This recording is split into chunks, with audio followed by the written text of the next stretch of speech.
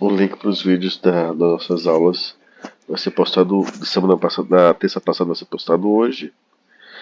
E o de hoje, se Deus quiser, eu posto hoje também. Desculpa. Tô espirrando menos, mas tossindo mais. Ok, pessoal, nas últimas semanas nós vimos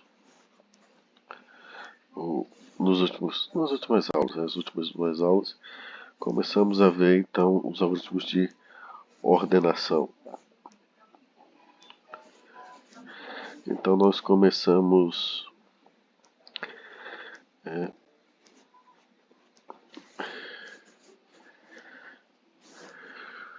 deixa eu ver se eu tenho aqui a seleção que a gente estava usando na aula passada. Tenho.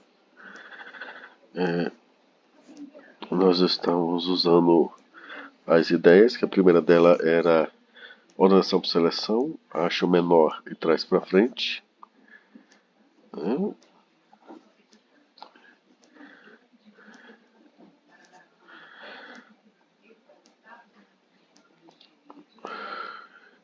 É a ideia mais próxima do que a gente costuma fazer no dia a dia, quando a gente está tentando ordenar as coisas, mas ela para o computador não era a mais rápida. Nós vimos então a ordenação por inserção. Né? A ordenação por inserção, eu a partir do segundo elemento vou trazendo ele para frente, né? Conforme ele é menor que o antecessor. Então a gente viu que esses dois algoritmos eles eram iterativos, ou seja, não recursivos, né? E que esse, em média, era mais rápido que o outro porque ele interrompe o segundo laço mais antecipadamente, assim que ele percebe que as coisas estão em ordem, como ele percebe. Como ele começa a partir de segunda posição e ele vai vendo os antecessores, então ele vê que se encontrar alguém que é menor ou igual que ele antes dele, então ele vai ter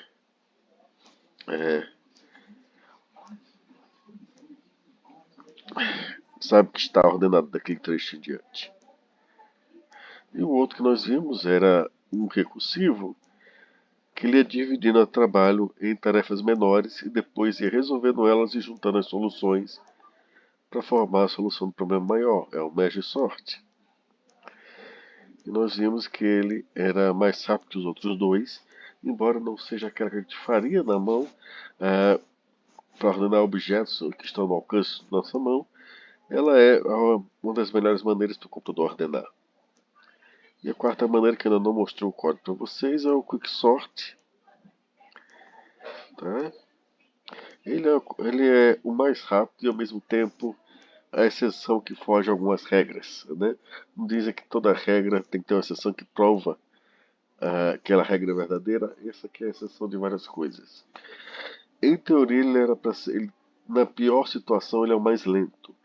Mas a pior situação dele a gente vai ver que as chances, a gente consegue tornar as chances da pior situação ocorrer inferiores às chances da gente ganhar na loteria.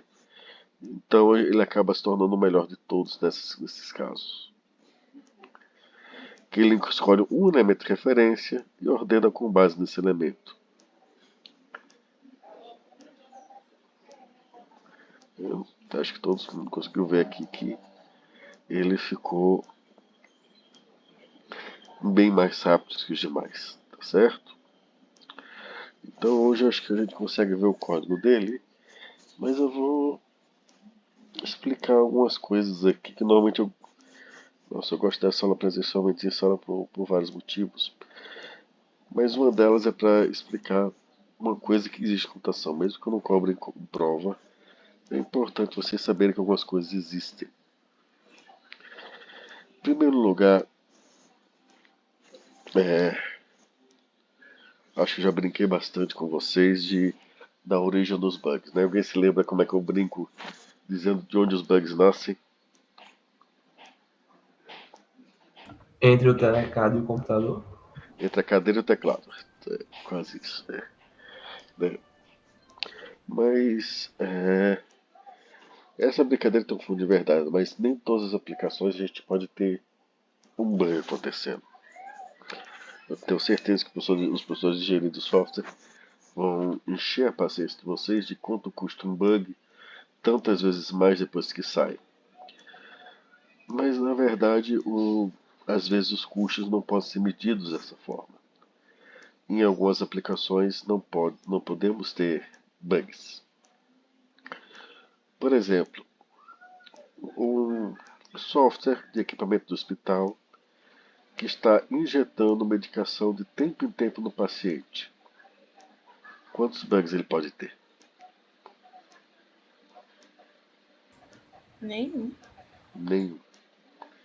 Ok. O software de uma torre de controle de aeroporto. Aquela que monitora os aviões quando estão vindo, quem está em que coordenadas, se estão perto mais um do outro, se estão com problemas. Quantos bugs pode ter nele?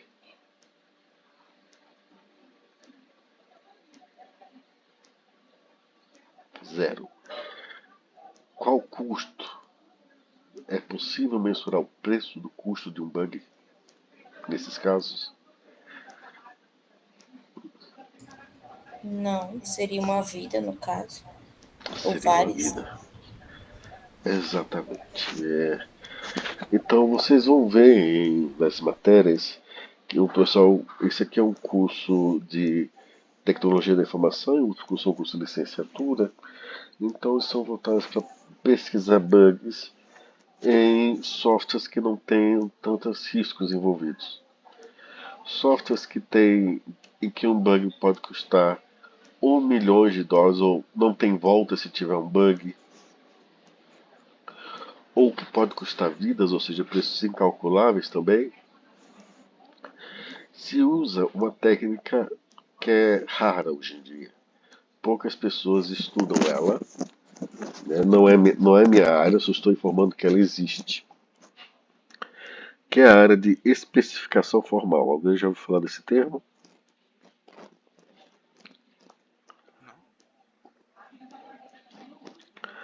A área de especificação formal é uma sub-área da engenharia de software em que vocês começam, ou seja, tem um software planejado, só que partes críticas do software, por exemplo, a parte do software de controle da torre de controle de aeroportos, a parte do software que vai ministrar o remédio de tempo em tempo ao paciente e assim por diante, essas partes mais críticas que não pode ter zero erros, você deixa elas nas mãos de um especificador formal.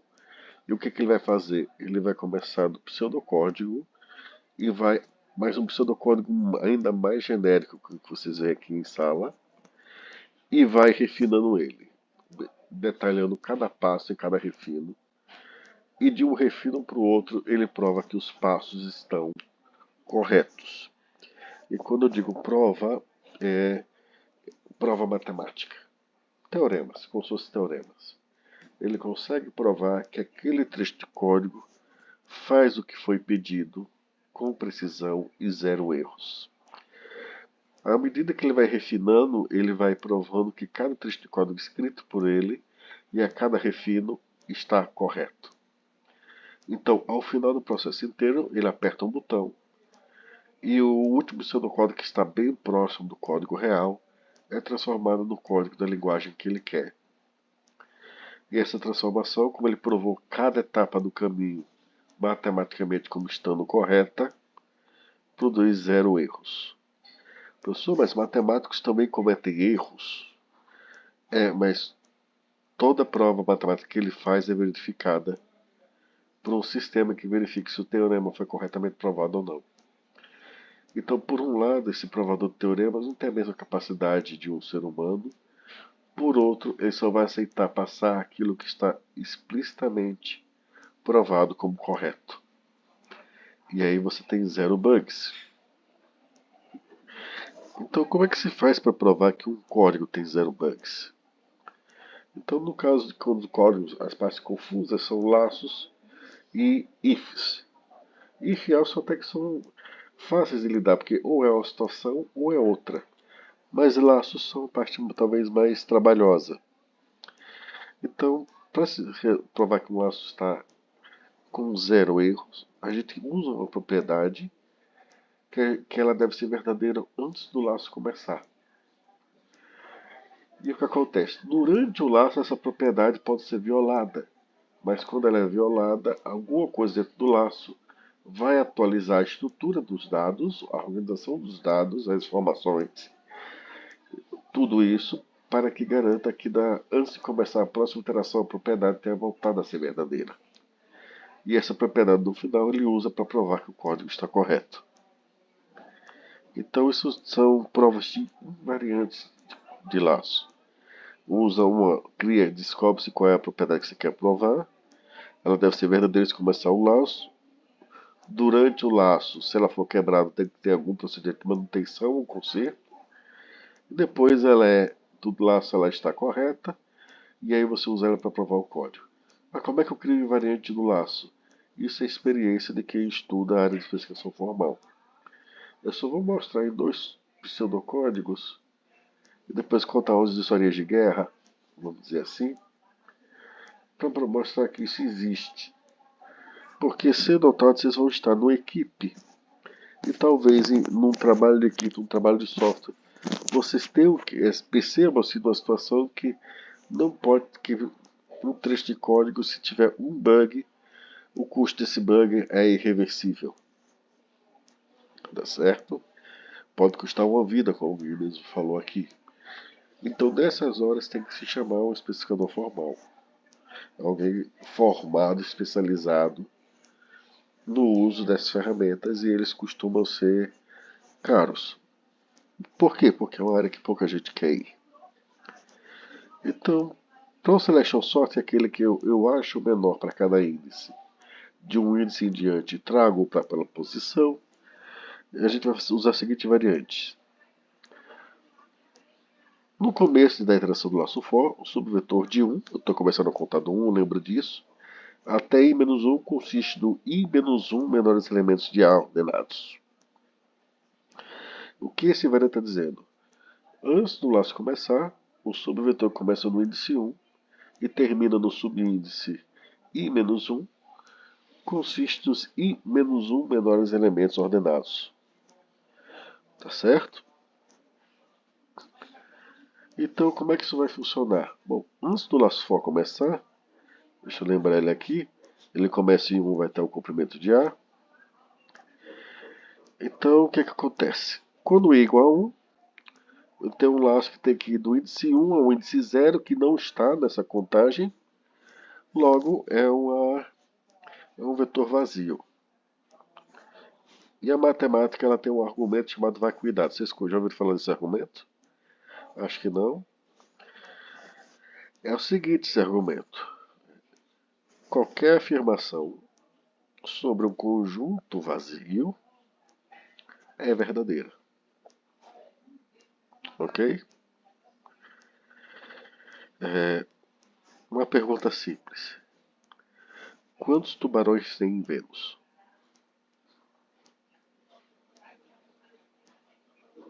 Sabe o planeta Vênus? Nenhum. Nenhum tubarão tem em Vênus, certo? Então, o conjunto de tubarões em Vênus é vazio. Concordam? Sim. Pronto. Então, se eu falar todos os tubarões de Vênus têm a pele verde com bolinhas rosas, essa afirmação é automaticamente verdadeira. Por quê? Existe algum tubarão em Vênus? Não. Então qualquer coisa que eu falar é verdadeiro. Não há evidência em contrário. Entenderam isso? Vamos tentar alguns outros exemplos. Tá certo?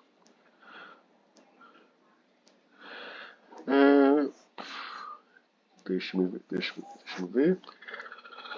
Todos os elfos de Rio Tinto têm cabelo preto e unhas vermelhas. Tem algum elfo em Rio Tinto? Existe? Eu nunca vi, não. Então, a informação é verdadeira.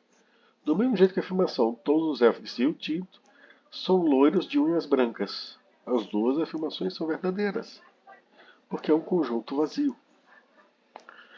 Tá certo? Então, esse é o argumento de vacuidade. Então, se eu começar a dizer assim, ó, eu tenho um vetor de 0 elementos e ele contém 0 elementos ordenados de A, é verdadeiro, está vazio, né? É como eu falar, ah, todos os políticos honestos do Brasil usam ternos com a bandeira vermelho e verde. É verdadeiro. Se eu disser todos os políticos do Brasil honestos usam cabelo pintado de rosa, é verdadeiro, tá? Por quê? É um conjunto vazio. Não significa que você achar um político de cabelo rosa seja honesto. Mas significa que sendo membro dos políticos honestos, que é um conjunto vazio, é verdadeiro. Entenderam?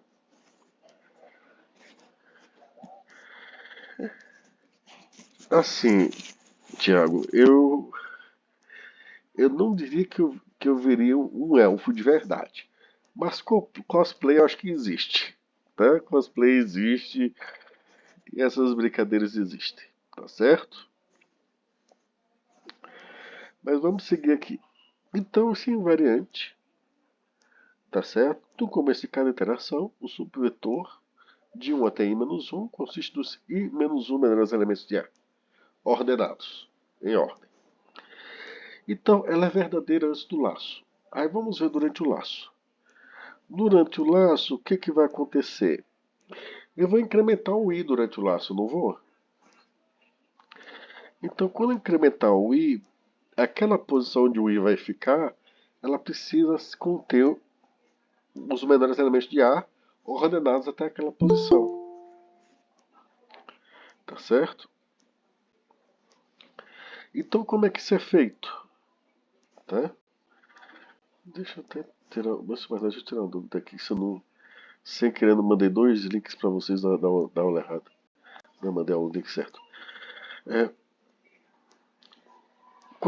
antes de eu incrementar o i, o que eu faço?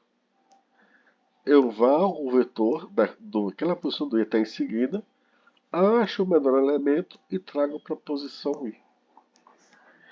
Como eu faço isso, coloco ele na posição i, e quando eu incrementar o i, o subvetor de 1 a i-1 conterão ainda os elementos i-1 elementos menores elementos de A ordenados. Como assim? Bom, o i começou em 1. Antes de eu incrementar ele em 2, eu acho o menor elemento e boto ele na posição 1.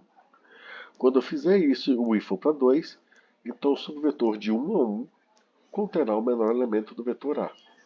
O que está correto, porque durante o laço eu achei o menor elemento e trouxe-o à frente.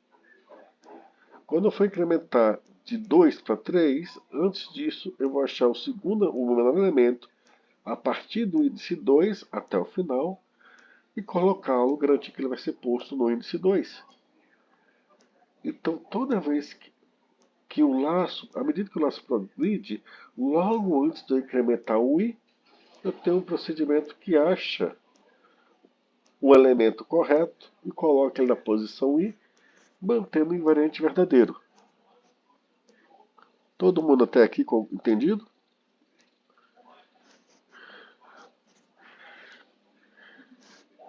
Ok. Aí o que acontece? Cedo ou tarde o laço vai acabar, não vai? Quando o laço acabar, o i vai ser maior que o comprimento de A. O fato bom é que ele não vai ser só maior que A. Ele vai ser maior que o comprimento de A em uma posição. E aí o invariante vai me ajudar. Porque eu fiquei mantendo o invariante verdadeiro até o final. Então, como o i passou do tamanho de A em uma posição, os elementos do subvetor do primeiro índice até o último índice, i-1, que dá o tamanho do vetor, são tamanho do vetor de A ordenados. E assim está provado que esse código está correto. Dúvidas? Deixa eu voltar aqui para o slide.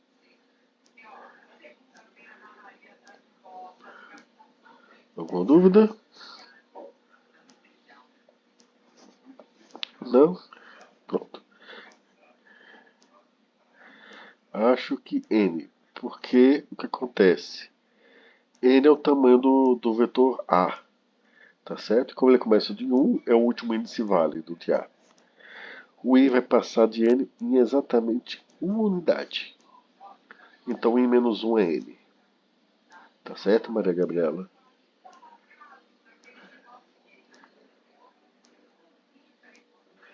Certo, ok. Passamos por esse, tá certo? Ó. 1 até o comprimento de A, então para ele quebrar esse laço da linha 1, ele tem que passar em uma unidade. E section sort também é a mesma coisa, só que aqui o invariante vai ser diferente. Porque o invariante depende das ideias expressas pelo código. Então, o que acontece? Qual é a invariante nesse caso? Antes do laço interno, eu tenho o subvetor de 1 a j-1 dos mesmos elementos que estavam lá antes, mais ordenados. Inicialização. Bom, o j começa em 2, então a gente vai olhar só o primeiro elemento. Só que o primeiro elemento é só um elemento, e um elemento ele está em ordem com ele mesmo, então ele é verdadeiro. Ok? O que acontece? Antes de eu incrementar o j, o que é que eu vou fazer? Eu vou ver as posições anteriores se são menores que o elemento que está ocupando a posição seguinte. Se são, eu vou mover um elemento à frente. Tá certo? Até achar a posição adequada seria o j. Então, quando eu incrementar o j de 2 para 3, eu já vou ter resolvido os dois primeiros elementos. De 3 para 4, eu vou ter resolvido os 3 primeiros elementos. Deixa eu ver se eu explico isso com palavras melhor. Quando o j começa em 2, a de 1 a j menos 1 é só o primeiro elemento. Então, antes de eu incrementar o j para 3, o que eu faço? Eu vejo que eu ocupo a segunda posição do j. Se ele for menor que quem antecede ele, eu troco ele de posição. Se não, eu deixo ele quieto, porque está na posição correta. Quando eu for aumentar de j de 2 para 3, antes de aumentar o j, o laço interno vai ver se o 3 é menor que o anterior dele. Se o for, vai mover o 3 para frente e vai repetir isso até achar a posição correta do 3. Se não for, está correto. Observe que vai estar correto, porque o 2 vai ser, o que está no índice 2 vai ser maior ou igual que quem está no índice 1, e quem está no índice 3 vai ser maior ou igual que quem está no índice 2. E eu vou repetindo isso. Aí quando chegar no final, tá certo? J vai passar de A em exatamente uma unidade. E aí o que acontece? O J vai estar J menos o N. Então o vetor da posição 1 até a posição N são os N primeiros elementos de A, mas em ordem. Dúvidas?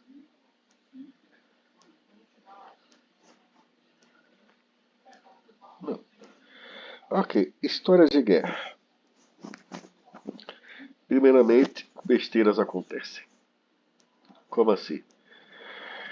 Alguém sempre decide não chamar alguém de especificação formal para coisas críticas. Não é sempre, mas vamos dizer assim, tem gente que esquece da importância disso. Então, teve a história, não sei se vocês sabem, de um satélite americano que ele foi mandado, uma sonda americana, que ele foi mandado para Marte e iria. Marte não, acho que. É Marte. E ele iria tirar fotos da superfície de Marte e testes usando altas frequências e outros tipos de sensores. E o que eles decidiram fazer? Olha, a Europa tem uma longa história desse tipo de satélite. Vamos pegar o código europeu que funciona, que mantém o satélite de ordem, e tudo que precisa fazer é dar a altura correta do sensor para ele. Então, incrível. Pegaram um código que funcionava, já é código europeia, e foram lá. Só que alguém não testou. Ou pelo menos não testou na prática, ou não pôs muito pensamento no teste. E nem especificou formalmente. E aí o satélite foi lançado, a sonda foi, o satélite foi. Só que tem um detalhe, o sensor de altura do satélite, ele foi feito pelos americanos, né? E os americanos, se vocês sabem, eles usam um sistema britânico de medidas. Vocês sabem o que é o sistema britânico de medidas? Não. Qual é, não? Não, conhece? Pronto. A gente usa o metro para distância, não é isso? Sim. Metros, centímetros, quilômetros. Ok. O metro é uma barra de metal, está até no museu da França, e ela se tornou um referencial. Ok? A Inglaterra, séculos atrás, quis tirar onda com isso e tornou como padrão a medida do pé do rei, o foot, ok? E tirava onda que as medidas de distância seriam baseadas no tamanho do pé do rei. Claro que não dava para você ficar no século XIX, século XX usando o pé do rei atual, nem da rainha atual. Então, em um dado momento, eles disseram que o pé era mais ou menos 32, 33 centímetros e um quebradinho. Não fecha, não, quase um terço do metro, um pouco menos. Tá certo? Então, vocês têm muito isso em filme, você vai ver lá as medidas de altitude, eles botam pés. Então, como eu disse, ele é um terço do metro. Então, se eu disser 30 mil pés,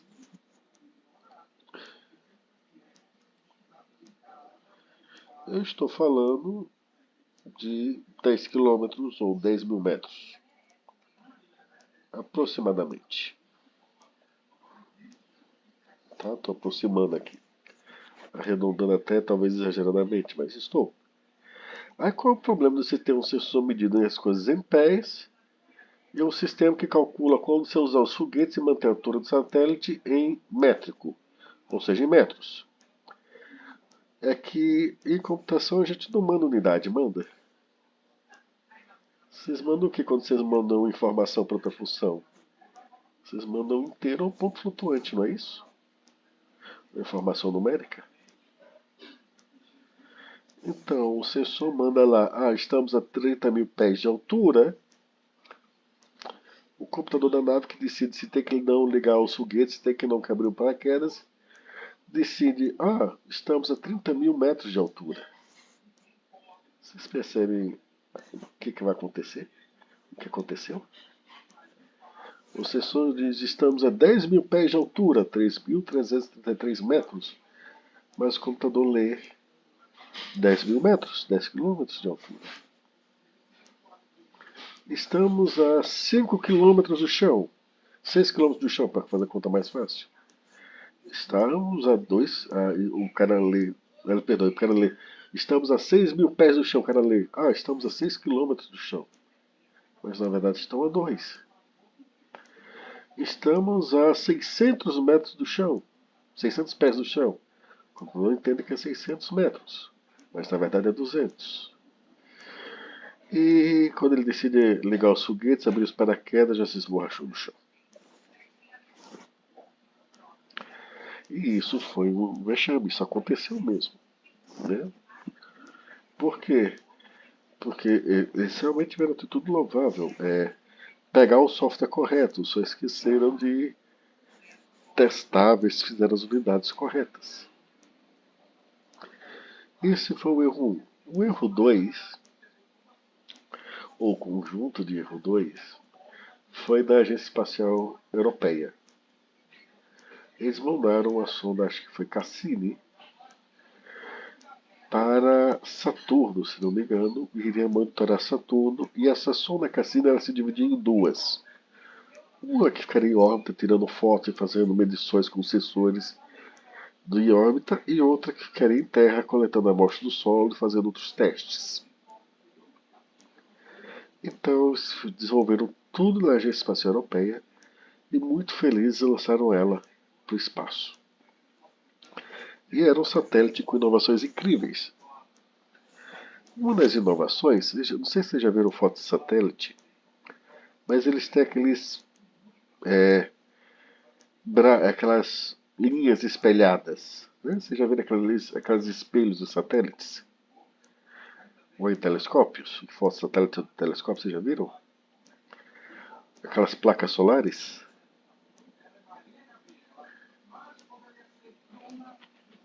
Hello?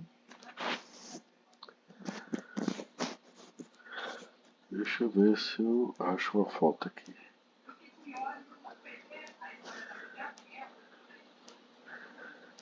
Cassini Huygens, acho que é isso aqui mesmo a foto.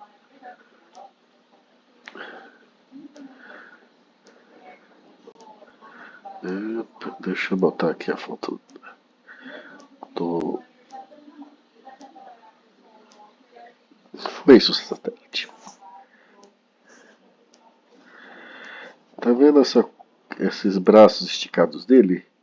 São as placas onde ele recebe energia solar, o sol bate nelas e ele carrega as baterias.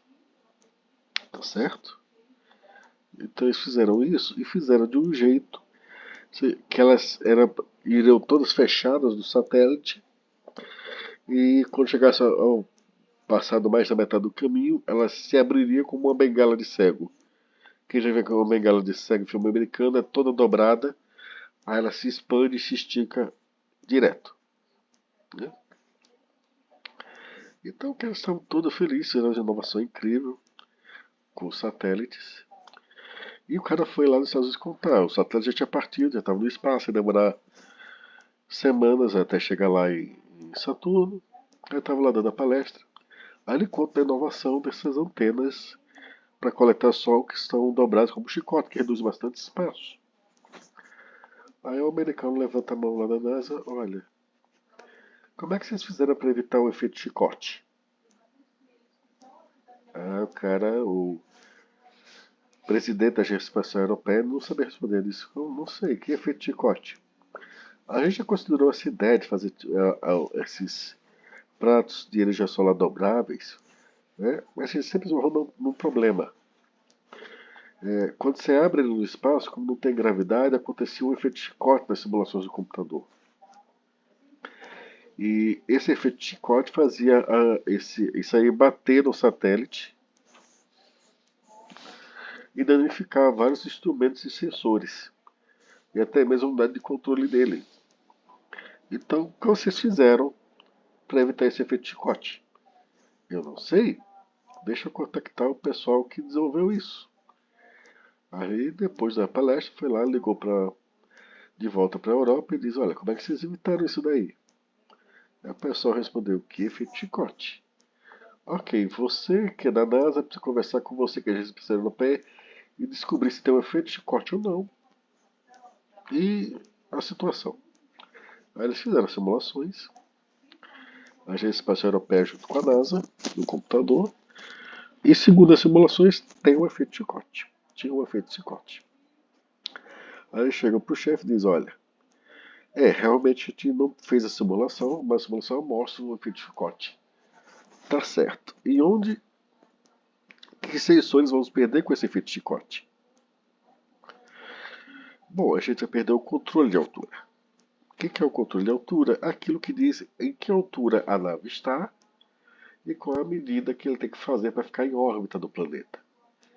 É um bom lugar para você ter danificado, sabe? Então eles decidem assim, como é que a gente vai fazer? O satélite já foi. Então eles mandam um sinal para o satélite, que eles tiveram uma porta de programação ali. E eles mudam a posição do satélite para que quando ele abra essa antena para coletar energia solar, tenha menos chance de atingir o controle de altura e atinja algum sensor de importância menor. Aí chegou lá, momento de tensão, eles abrem. E aí eles descobrem outra coisa. Às vezes a matemática surpreende, porque a gente modela fenômenos físicos conforme as evidências que nós temos. Então, segundo o que conhecia-se sobre o espaço naquela época, haveria um efeito chicote. Na realidade, não houve efeito chicote nenhum. Aí então foi bem sucedido? Não. Na verdade, a tensão que eles fizeram com que o braço esticasse foi muito pequena.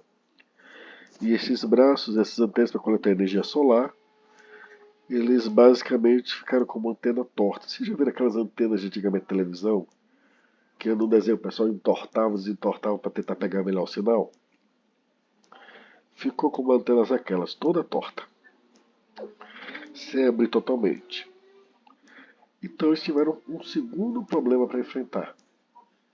Como é que se desempena algo que já está a milhares de quilômetros do espaço e não tem como voltar? Estão me ouvindo, gente? Alguém aqui? Sim. Então, o que eles fizeram? Eles moviam o satélite de forma que uma parte da antena ficasse diante do Sol e a outra parte no frio do espaço. Dilatação e contração de materiais. Quando está quente, expande. Quando está frio, contrai. Eles começaram a desempenar a antena do espaço. Até que deu certo e chegou-se Saturno. Quando se chegou em Saturno, lançaram a sonda na superfície de Saturno, pousou certinho e tudo mais. E aí vem outro conjunto de bugs. A sonda que está na Terra começa a mandar as informações para a sonda do espaço, que deve retransmitir para a Terra. Mas devido a um bug de software, a sonda que está orbitando o Saturno, a Cassini, não retransmite os dados enviados pela sonda em Terra. Então, milhões de dólares em experimentos feitos em Terra e eles não conseguem com que a sonda replique elas. Então eles dizem, como é que eu vou fazer isso? Vai ter que debogar o software primeiro, mandar para ela, e mandar software pelo espaço demora alguns dias, não é daqui para a África é muito mais perto, com certeza, né? A gente nem sente a velocidade, mas daqui para o espaço nós sentimos bastante essa velocidade. Resumo da ópera, estava tudo perdido até que alguém chegou assim e disse, olha, sabe aquelas antenas que o pessoal usa para procurar a vida no espaço? Aquelas, sei. Tem uma aqui na Europa que está pegando o sinal lá da sonda da Terra, que está no solo de Saturno. Tem, mas não temos um conjunto de antenas dessa aqui na Europa. Eu sempre fui contra esse tipo de antena. Eu nunca permiti a compra e elas custam milhões e milhões de dólares contribuintes. Eu nunca permiti. É, mas temos uma. Agora, como temos uma? Eu que tenho que autorizar a verba para isso e eu nunca autorizei. E qualquer verba acima de 200 mil dólares, 200 mil euros para cima, eu tenho que assinar. Então, como é que isso não aconteceu? Ah, é que o pessoal definiu a construção dessa antena em milhares de projetos de 199.999. Aí nunca chegava para você assinar. Então, tinha uma antena aqui na Terra que pega, por sorte, pegava o sinal da sonda em Saturno e tudo funcionava. Tá bom? Contadas as histórias do bug, que às vezes dá certo para consertar, às vezes não. É sempre melhor bugs que tem a ver com a funcionalidade do seu software serem corrigidos antes. Vamos passar então agora para o Quicksort. O Quicksort é como o Merge Sort. Ele vai querer dividir e conquistar o problema. Mas diferente do Merge Sort, que vai dividir sempre no meio, o Quicksort ele tem uma ideia diferente. Eu vou escolher alguém de referência, tá certo? E vai definir com base nesse elemento de referência. Então deixa eu botar aqui agora na animação e depois eu vou para os slides.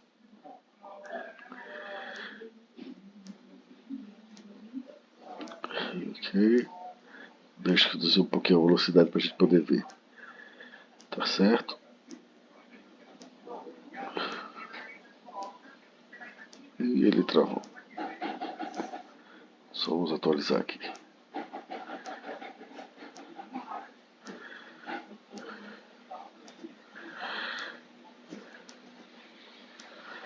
Ok, Quicksort. Deixa eu acelerar um pouquinho aqui em 3 vezes, acho que já dá. Observe que ele está comparando todo mundo com 23. E ele cria elementos que são menores que eles de um lado e maiores do outro. Depois escolhe outro de referência e vai fazendo isso. Tá certo? Esse procedimento que divide os elementos em conjuntos é chamado de partição. E ele é bem simples de ser feito. Tá certo? Então vamos dar uma olhada nele aqui. Tá certo? A gente faz uma função partição que ele faz o trabalho de dividir. E essa divisão vai nos livrar da etapa de combinar as soluções. Tá certo? Então, esse aqui é um quicksort. Ele também é recursivo, então eu preciso ficar mandando os índices iniciais e finais do trecho que eu quero ordenar.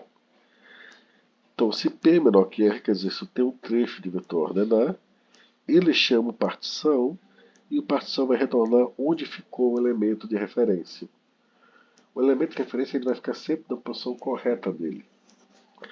Então, eu só vou precisar ordenar A do início até antes da partição, depois da partição, Q mais 1 até o final. Ok? Com o lado esquerdo, agora vamos para o direito, tá certo?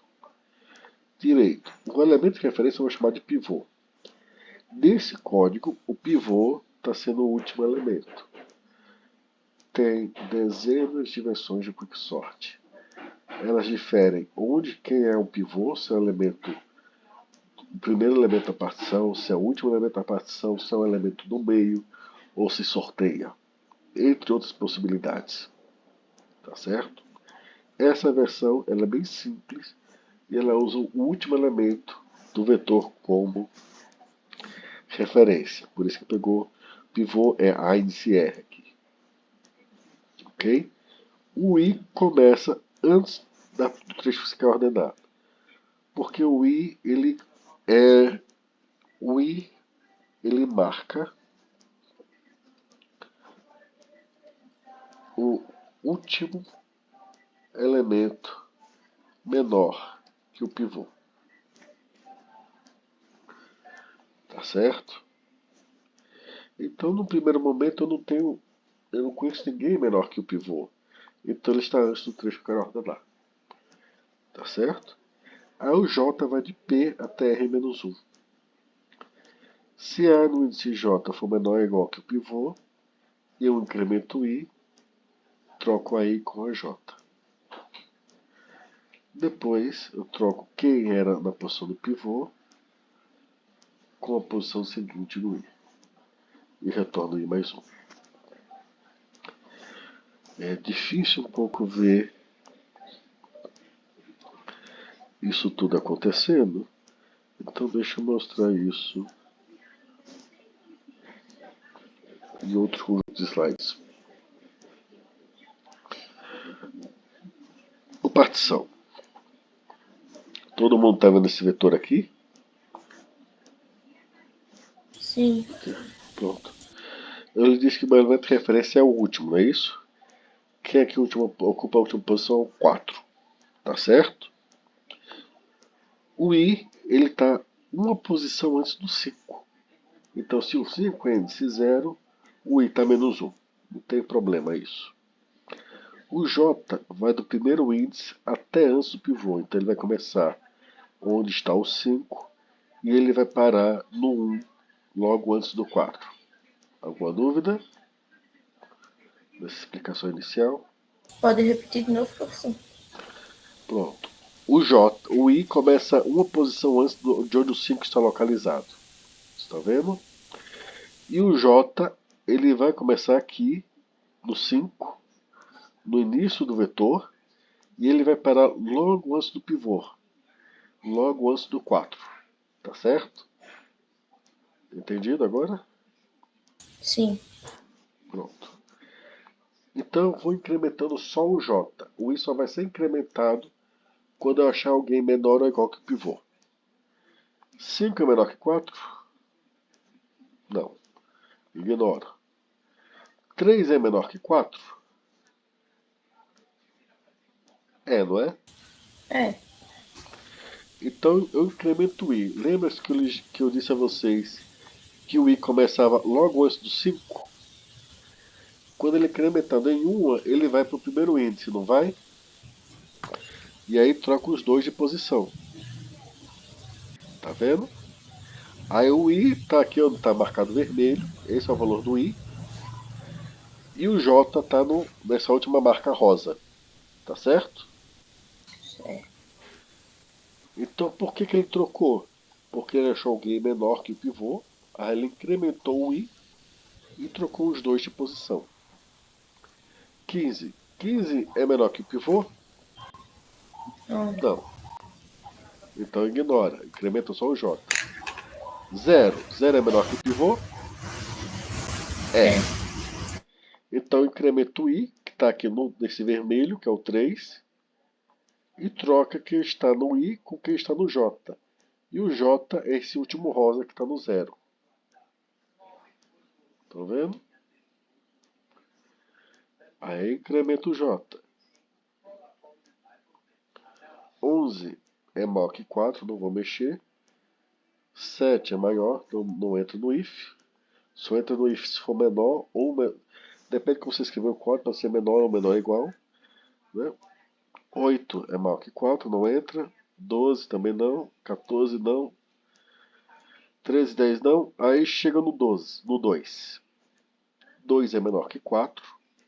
O i que está aqui onde está o 0, incrementa em 1 e troca quem está no i com quem está no j. Observe, quando o i incrementa em 1, ele vai para a posição do 15. Aí o 15 e o 2 trocam de lugar. Entenderam? Incrementa o j, 9 é maior que 4. Aí 1 é menor que 4, incrementa o i. O i estava na segunda posição, na posição, perdão, no terceiro índice. Junta o número 2, ele incrementa e os dois trocam de posição. Fez isso, o J então chega aqui no final, porque ele chega na posição do pivô, então ele para. Então observe o que aconteceu.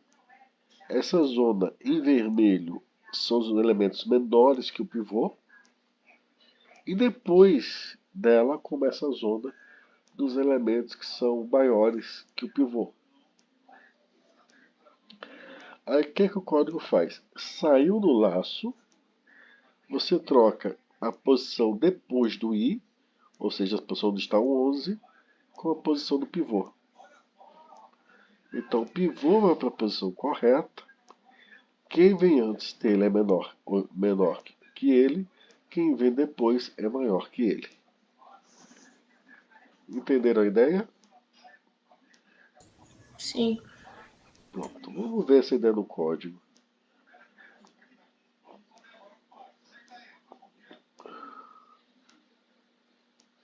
Perdoe, era naquela mesma tela, só mudar a aba.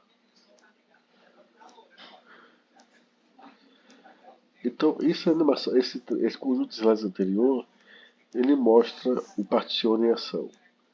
Pivô é o último índice do trecho que eu quero ordenar. O i começa uma posição antes do trecho que eu quero ordenar. Para j, do início do trecho até antes do pivô, eu vou percorrer esse laço. O que esse laço vai fazer? Se eu tenho um if aqui dentro, se quem está na posição j for menor ou igual que o pivô, incrementa o i e troca quem está no índice i com quem está no índice j. E isso vai criando então, aquela zona vermelha e rosa, as duas zonas. Quando ele sair desse laço, o i vai marcar o último elemento que é menor ou igual que o pivô. E aí eu troco quem está na posição do pivô com o índice i mais 1, porque essa é a posição que o pivô deve ocupar. E retorno i mais 1 como sendo onde eu deixei o meu pivô. Entenderam a partição agora?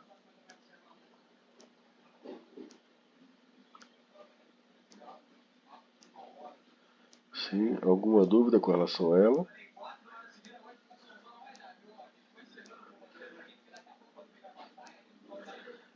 Ok.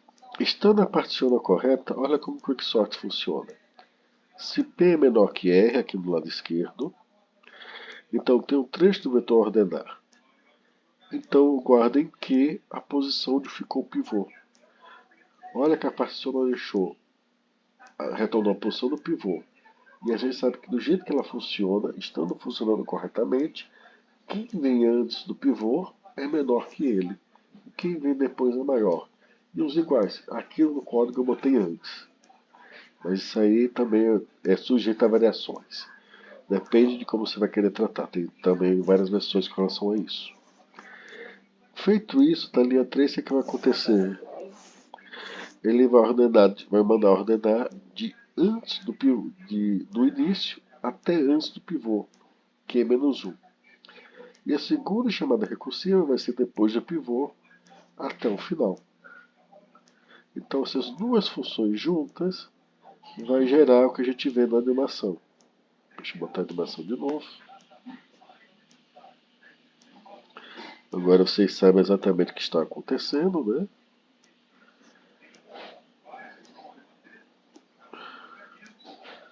O representante aqui, o 23, ó. Ele criou a zona menores, depois...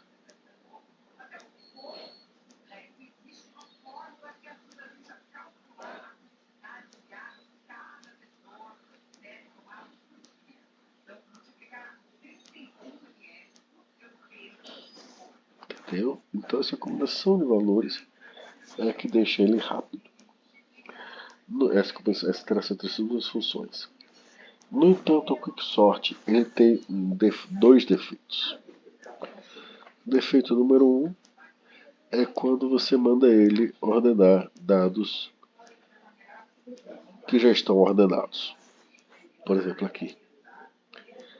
Nessa hora, ele não sabe que os dados já estão ordenados. E aí, basicamente, o que ele faz é, em vez de ele quebrar em posições intermediárias, ele vai ser só separando os elementos um a um. E isso torna ele lento. Como assim, professor? Eu não estou entendendo. Ok, deixa eu parar aqui a animação e dar de novo o exemplo.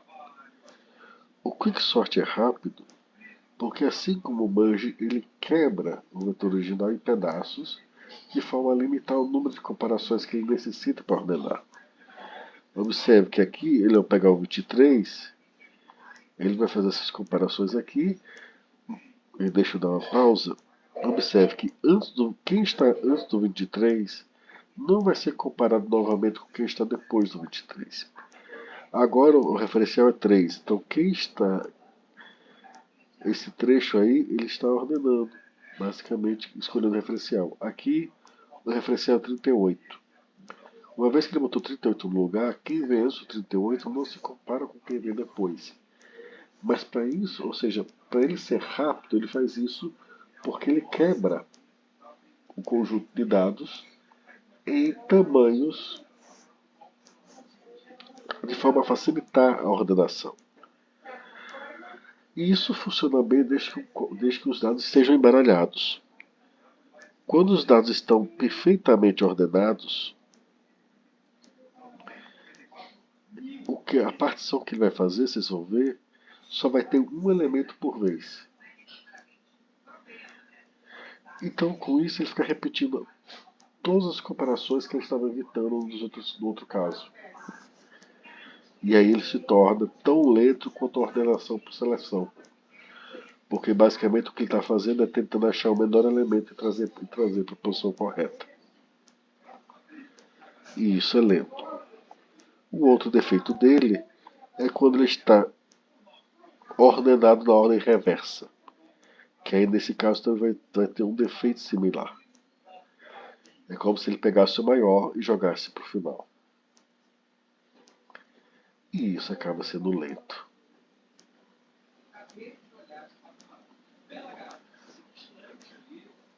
Tá? Mas assim, a ideia era boa. Então alguém pensou. Então o meu problema é quando eu estou com os dados com alguma ordenação instaurada já neles, ele fica ruim. Né? Quantas vezes isso acontece? Bom, os usuários têm de inserir dados no sistema de forma ordenada 30% das vezes. Então, um terço das vezes os dados já estão ordenados. Mas a chave está na própria sentença. O problema dele é quando os dados são ordenados. Então, o que acontece? Antes de ordenar os dados, é embaralhar eles. Essa é uma solução. Se você recebe os dados para ordenar e antes de você ordenar, você embaralha todos os dados, e depois ordena, e embaralhar a gente vai ver que é fácil de fazer, aí o quicksort se torna mais rápido. Né? Tem chance de dar errado? Tem, mas essa chance acaba sendo menor do que a chance de a gente ganhar na loteria, então a gente não se preocupa tanto. Essa é a versão aleatória. Olha o que acontece quando eu mando ele ordenar algo que já está ordenado. No caso, o que ele vai fazer vai ser um pouco diferente.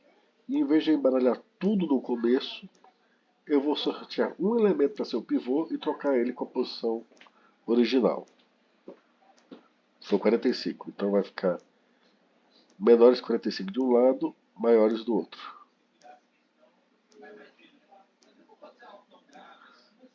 Agora é 31.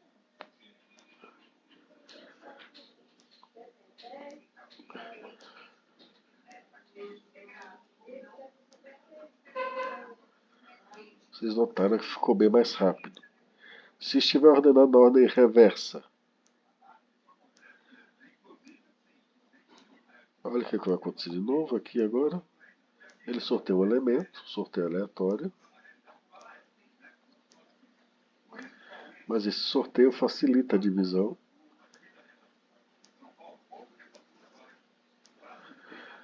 E aí eu consigo isolar as comparações, reduzir o número delas, acelerando o meu código. Tá certo? E em termos de quanto isso vai complicar minha vida na hora de implementar. Em comparação com o Megsort, o Quicksort ele exige muito menos código. E o Quicksort aleatório, deixa eu passar isso aqui, depois eu vejo para esse código da próxima aula. Menos ainda. Tá aqui. Se vocês notarem que esse random quicksort ele é quase o mesmo anterior, só que em vez de chamar particiona, que está aqui do lado direito, ele chama rand particiona, que está aqui embaixo. E o que a rand particiona faz? Ele gera um número aleatório que está entre os índices do início e fim, o início e fim podendo ser incluído,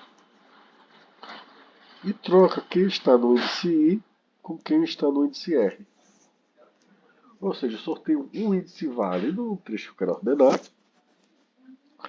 e troco ele com a posição onde o pivô ocupa. E aí eu mando ele ordenar. Fiz isso, resolvi meus problemas de velocidade. Alguma pergunta?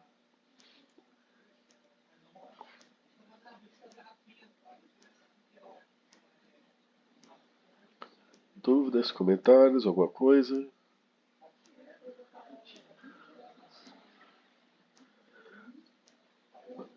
A gente retoma semana que vem, tá certo?